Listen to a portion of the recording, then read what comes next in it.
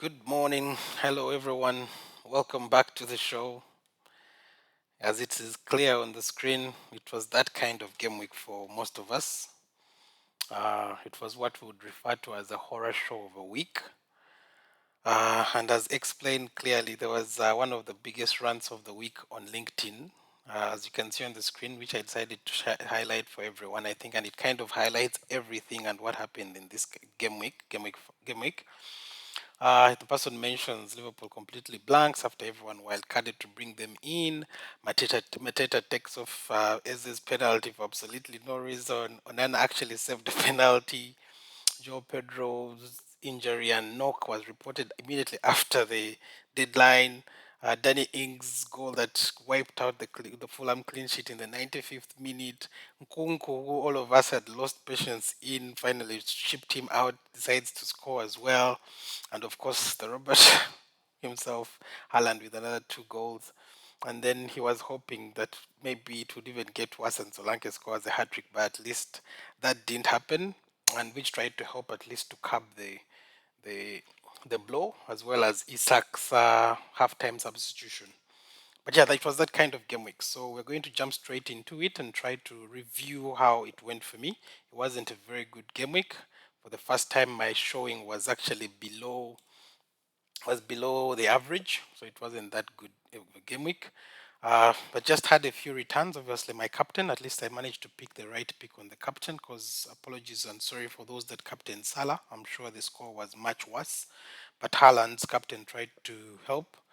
Verbruggen also in goal. I brought him in, managed to help. I think those were the only people that actually returned in my entire team. That's obviously Palmer as well, just a clean sheet point, but that's not really what we'd expect from him.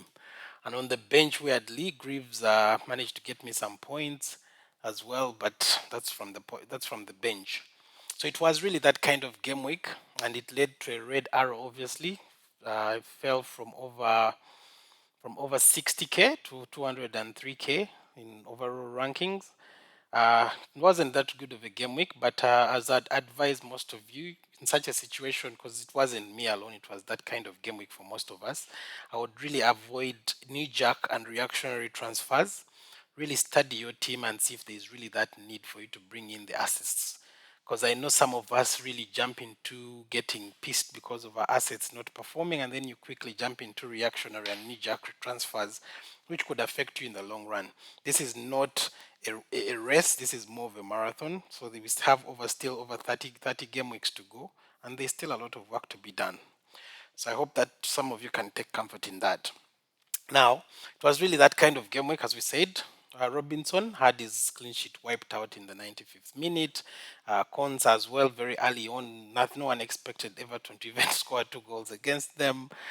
We had that kind of game week for Eze with the penalty. One of the main reasons why most of us brought him in is we knew he was on set pieces and penalties, but actually, as we confirmed, because the Crystal Palace coach Oliver Glasner was asked about it, and he mentions they actually have two penalty takers. I think Mateta was more direct, because actually Eze had the ball, but the ball was actually taken out of his hands by Mateta to take the penalty.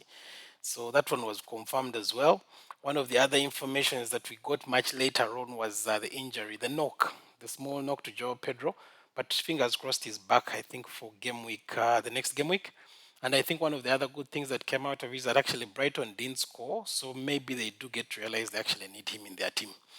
So my transfer thoughts for now, I'm thinking of rolling my transfer. I'm rolling my transfer because I believe my team is good enough as well to go into the next game week. Currently, it is standing as this with Verbruggen in goal, my defenders as Trent, Konsa, and Robinson, my midfield like that, and hopefully Joao Pedro maintains and remains fit for the game. But there are a few things that could change along the game week. Obviously, we know there is Champions League matches to come. Liverpool is playing on Tuesday, as well as Aston Villa, Arsenal, and City are playing as well. So those are matches to watch out for. I would recommend not making any early transfers. We first get those matches underway. Also monitor the news that is coming out on the different people that have injuries and all that, and then we can make the decisions later.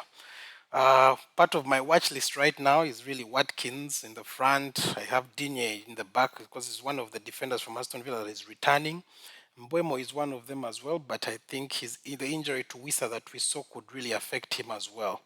So right now, that's what I'm looking at, and this is how my team might probably stand for the next game week. But as I mentioned, we really need to watch everything. Rogers is still in there, but one of the people to be shipped out, I think I'm looking at Joao Pedro, depending on how the situation goes, Eze as well, and probably Rogers, but I'm thinking of keeping the patience with Rogers because he had three very big chances which he failed to take advantage of. And it was that kind of game week. Duran is really performing. Every time he comes off the bench, he really shines. But the problem is with his minutes.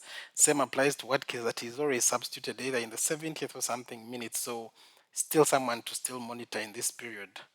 Otherwise, those are my thoughts for now. I'll give you more updates as the week goes along the way. Have a nice week and enjoy the rest of your week. Thank you.